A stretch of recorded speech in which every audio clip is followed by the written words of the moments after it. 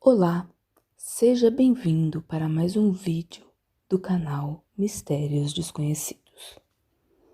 Hoje falaremos sobre um caso de uma fazenda da Alemanha que ficou muito conhecida por seus assassinatos misteriosos. Se você gosta desse tipo de vídeo, desse tipo de conteúdo, se inscreva aqui no canal para não perder nenhum dos vídeos e nenhum dos próximos casos que vão aparecer aqui no canal. E também não esqueça de deixar o like no vídeo. Bom, sem mais delongas, vamos para o vídeo. A fazenda Hinterkaifeck era localizada na Alemanha. Era um lugar pacato, um pouco afastado da cidade na época. A família Gruber, que ali morava, era uma família tradicional e muito discreta. Eles eram membros ativos da igreja e sem nenhum boato ou comentário maldoso sobre eles, que na época era uma coisa muito importante para a família, não haver nenhum boatos ou comentários. O que isso viria a mudar no dia 31 de março de 1922, quando seria descoberto uma série de assassinatos cruéis e brutais.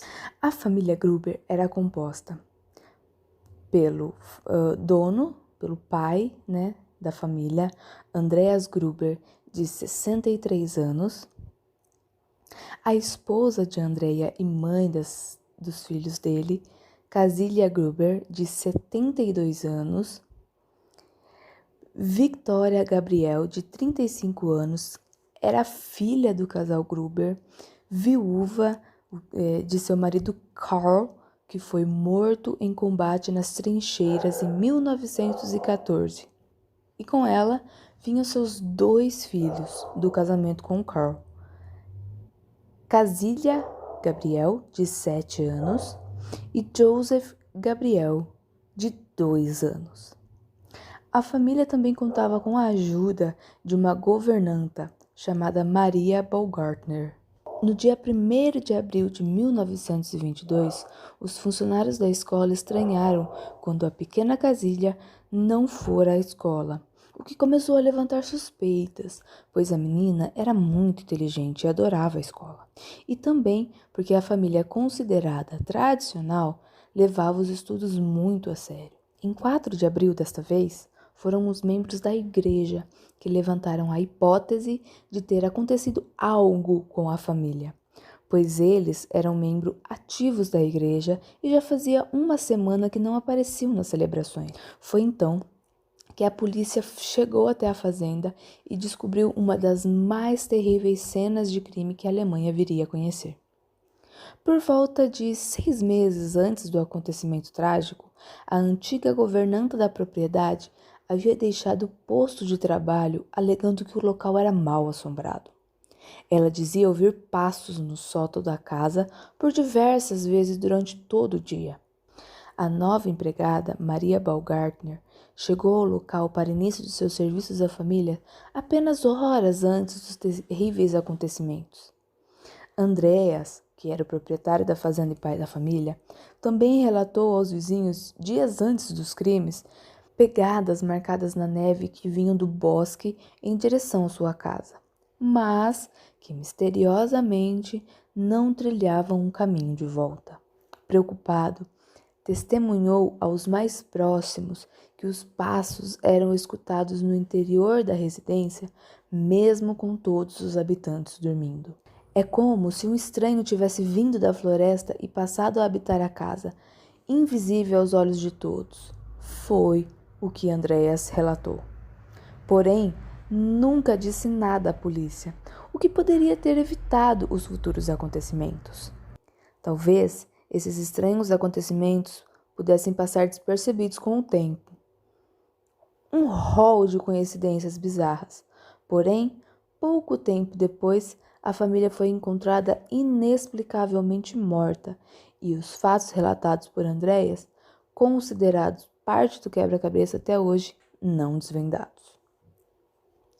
Numa época e religião de mentalidades e costumes provinciados, a ausência da família Gruber na igreja e escola local foi rapidamente sentida. Preocupados, vizinhos e autoridades policiais adentraram a fazenda e se depararam com a grotesca cena de 4 corpos repousando mortos no celeiro, enquanto o jovem Joseph e a empregada jaziam na casa principal. Com o início das investigações, o perito legista atestou a ferramenta utilizada, uma picareta, e a data da morte para 31 de março, ou seja, 4 dias antes da descoberta dos corpos, e acabou, sem querer, adicionando ainda mais estranheza ao caso. O gado e as galinhas haviam sido tratados nesse intervalo. Restos recentes de comida foram encontrados na cozinha e testemunhas alegaram ter visto fumaça saindo da propriedade durante todo o final de semana.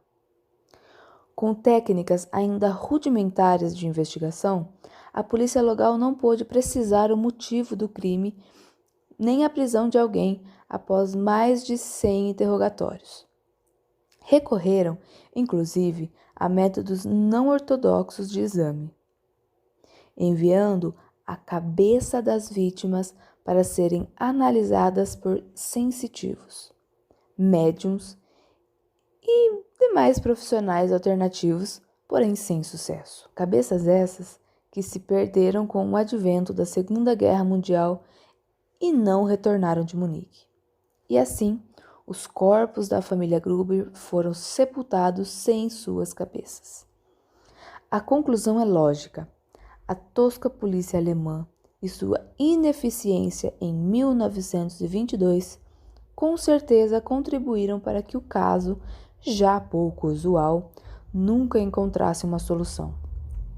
Permitiram, por exemplo, que diversas pessoas curiosas transitassem pela cena do crime, adulterando evidências que poderiam ser cruciais, além de terem descartado quase que por completo alguma prova de algum possível suspeito.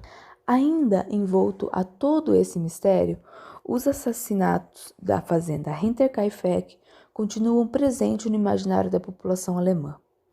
Por hobby, os investigadores independentes ainda visitam o local dos crimes, conversam com os habitantes e consultam os históricos policiais, sem, de forma alguma, colaborarem significativamente para elucidar o ocorrido.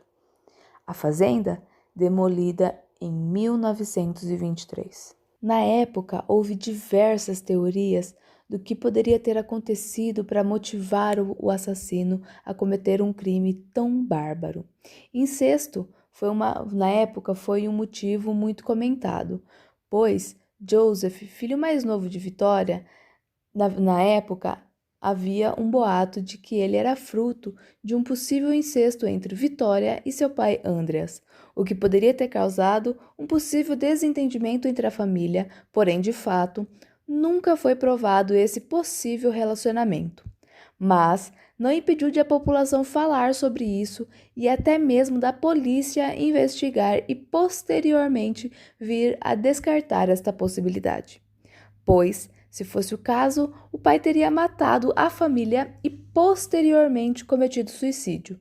Possibilidade esta descartada pela polícia, pois não teria como o Sr. Gruber ter proferido os golpes que sofreu. Outra teoria muito forte na época era de que Lawrence Schlittenbauer tivesse realizado o massacre, pois ele se dizia pai de Joseph, filho do casamento de Victoria e Carl.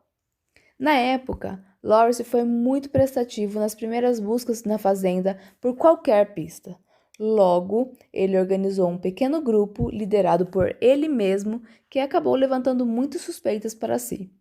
Não só da polícia, como dos voluntários que ele mesmo reuniu, pois eles disseram que Schlittenbauer se sentiu muito à vontade na fazenda e em nenhum momento se sentiu incomodado ou perturbado com os corpos ali jogados, mortos e ensanguentados. Houve também relatos de que o cachorro da família se exaltava toda vez que o via, o que fez com que os colegas o denunciassem para a polícia, que já estavam de olho nele. Ele chegou a ser detido e interrogado por diversas horas, mas no final das contas, por falta de provas, ele foi liberado e eliminado da lista de suspeitos. Uma das teorias mais fortes do caso era de que Carl, marido morto de Victoria nas trincheiras francesas, não estivesse de fato morto. Afinal das contas, seu corpo nunca foi encontrado. A teoria era de que ele teria simulado sua morte nas trincheiras, pois não aguentava mais a sua vida com Victoria e queria deixá-la. Mas tempos depois, ele se arrependeu e resolveu voltar. Mas quando isso aconteceu, ele notou um possível envolvimento de Victoria, sua mulher, com Schlittenbauer, o que deixou furioso e jurou vingança. Assim, ele, conhecendo a fazenda, se alojou no sótão da casa durante 6 meses, onde ficou planejando todo o seu ato cruel. O que explicaria o que foi relatado pela antiga governanta de ouvir passos no sótão e também os relatos das pegadas que só tinham marca de chegada. Andreas teria ido investigar o sótão para descobrir o que causava os barulhos ouvidos pela família e teria encontrado Carl, o que teria sido o gatilho para o crime. O que não se explica é porque alguém ficaria na fazenda por pelo menos uma semana após os crimes. Por que alimentaria os animais? Talvez não tivesse para onde ir. Talvez fosse um maluco com manias mais malucas ainda, o que não explica por que não levar o dinheiro que tinha na casa. São perguntas que até hoje não se têm respostas. O caso foi reaberto diversas vezes e todas sem sucesso ou algum progresso, pois as negligências do passado podem ter sido o fator mais prejudicial para o próprio caso. A fazenda foi demolida pelos próprios vizinhos e moradores da cidade, que diziam que aquele era um local marcado e amaldiçoado, que não deveria ficar de pé lembrando-os de todo o horror vivido ali. Então, foram erguidos monumentos e árvores no local para mudar o ambiente. Porém, na época, ninguém gostava de chegar perto de onde um dia foi palco de um terrível massacre, o que acabou gerando diversas lendas, documentários e filmes baseados na história da fazenda Hinterkaifeck. Esse foi o vídeo de hoje. Eu espero que vocês tenham gostado.